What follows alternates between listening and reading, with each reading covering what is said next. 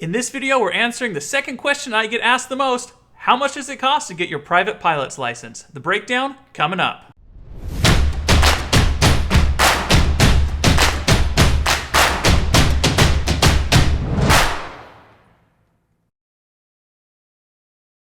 Hey guys, Carl with the Aviation Guys here, and on this channel, we like to go on flights, give training tips, gadget reviews, and grow the aviation community. So if you like what you see, consider subscribing. Now let's get going. In our last video, we talked about what it takes to get your private pilot's license, or rather private pilot certificate, which is what it's actually called. You can check that video out up here. But after people find out that I'm working towards a private pilot license, they usually say, I hear that's expensive. How much does it cost? Well, my answer is it depends. There's a lot of variables that come into play when you're working towards your private pilot's license. But to be honest, it's going to cost a good chunk of change. So today, I'm not going to only go over how much it's going to cost, but cost-saving tips that you can do along the way. Straight up, there are two ways that you can get your private pilot's license: by going privately through an instructor or going to a school. There's pros and cons to each one of those, but we're going to save those for another video. Today, we're focusing strictly on cost. So let's go ahead and get started by getting your license privately with an instructor. Now let's set some standards. The minimum to get your private pilot license is 40 hours, but most people are doing it on average of 65 to 70. So we're going to take that 65 number and base all of our calculations off it. Even people who go to flight schools are averaging that 65-hour mark, and so to make things realistic, we're just going to choose that number. Looking at expenses, there's only a couple of things that you need to focus on: aircraft cost, instructor cost, ground school, materials like books, headsets, and charts, and testing. So let's break these down. Aircraft cost. This is going to be the single most expensive part of your training, and age, size, avionics, fuel consumption really dictates the price of a rental. But typically, older aircraft rent for less, and more better equipped newer aircraft rent for more.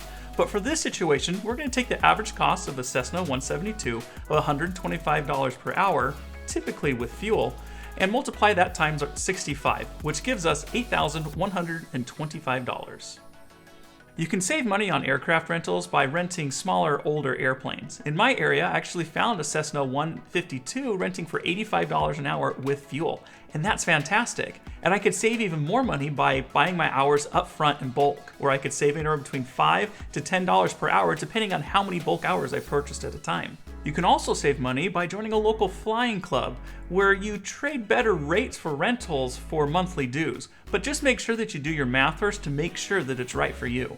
Last and certainly not the cheapest option is to buy your own airplane or join a partnership. The only catch to this is you actually own a plane now, and you have to pay for maintenance and things like that. But depending on your aviation goals, this may be the best option for you in the long term. Your second biggest cost is going to be your instructor. And instructors will charge differently based on their experience or teaching style, but the average that I found inside of my area is about $50 per hour. But you're going to need about 55 hours of this in the total, and that comes out to about $2,750. Saving money on an instructor can be hard. You really get what you pay for. I've heard of some instructors charging $20 an hour, but they're brand new, and you're really paying them to learn how to teach. Other instructors know what their time is worth and charge accordingly. So the best way to be able to save money on instruction is make sure you use their time wisely. Come prepared, ask for homework, and extend your lesson times to at least 2 hours. Ground school. Now this one's a hard one to put a number on because there's so many different ways that you can take it. You can get it from your instructor, you can take it from a local course, or even online. But with variables like how you learn and how long it takes you to apply what you've learned, it really varies. You could be with your instructor for anywhere from 5 to 10 hours. Ground courses typically last a weekend, and if you can't get it all in, you might not do well. So we're going to put a dollar amount on this based off of an online course that allows you to learn at your own rate. And that's going to be anywhere between $200 and $300. To save money on ground school, I highly recommend using an online course because, again, it allows you to go at your own pace and learn how you learn. And a lot of them are very comprehensive, offering a guarantee that if you don't pass your written, you'll get your money back. If you choose to use your instructor, ask about reduced rates for classroom time. A lot of them are very accommodating. Next up is materials. There's only a couple of things you really need for your pilot training. Some sectional charts, a book or two, and a headset. But headsets can cost anywhere from $100 to over $1,000. But all in, you only need to spend about $300. Saving money on materials is really easy. Only buy what you need. In fact, the FAA publishes a lot of the books you can read online in PDF form, so you can read them on your phone or your tablet. I actually have links for these down in the description.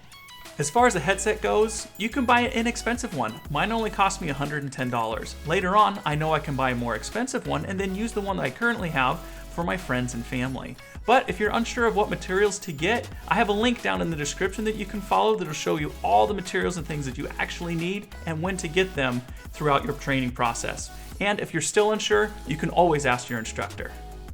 Last is testing. Testing is another one of those variable costs based on where you live. Your written test has to be taken inside of a testing center, which can cost you anywhere between $100 to $150. Your last two tests, the oral and check ride, are usually bundled together under the same price, and find those anywhere between $500 and $700. You can save money on your written test by calling around to different testing centers and see how much they charge. The test is standardized at every location, so it really depends on how much you want to drive. I'll have a link in the description below that will tell you where your local testing centers are. The same goes for your check ride. Call a couple designated pilot examiners and see what their pricing is, but also check with your instructor to see how that examiner works with the students. Some are really picky, where others are a lot more laid back. Alright, it's math time. We're going to take the maximum number here and add them up. And remember, we're multiplying our rates by 65. So, 8,125 for the plane, 2,750 for the instructor, 300 for ground school, 300 for materials, and 850 for testing, plus $375 for the plane rental, which is about 3 hours for the check ride. And that comes to $12,700. Remember how I said it was going to cost a good chunk of change? This is a realistic number of what you can expect to pay to have your pilot training. But again, you can save money using the tips that I gave you inside of the video. Now let's compare this to flight schools. Flight schools take everything we just talked about and wrap them up into a nice, neat little package. And that's a huge benefit for you. But with those benefits come extra costs. I've seen flight school charge anywhere between $15,000 to $19,000 to get a private pilot license. But flight schools have their benefits like access to airplanes, instructors, and materials a lot more readily than you could if you were doing it on your own. Again, that's a whole nother discussion for another video. To save money at a school, you just have to talk to a recruiter. Ask them what the average time frame it takes for a student to complete the program. Also ask them what the average price students pay to complete it. If they don't know, that should be a red flag. But also make sure that you're asking about other costs you could occur along the way. Above all, check how they want to be paid. Some schools want to be paid up front for the entire program. This may not work for you if you decide later on the school isn't for you. So that's it. That's all you should need to know about the cost of your private pilot license. Now, the best money-saving tip that I can give you is to save up your money and do your flight training all at once. Doing it as quickly as possible will help you get below that 65-hour average and help you save the most money in the end.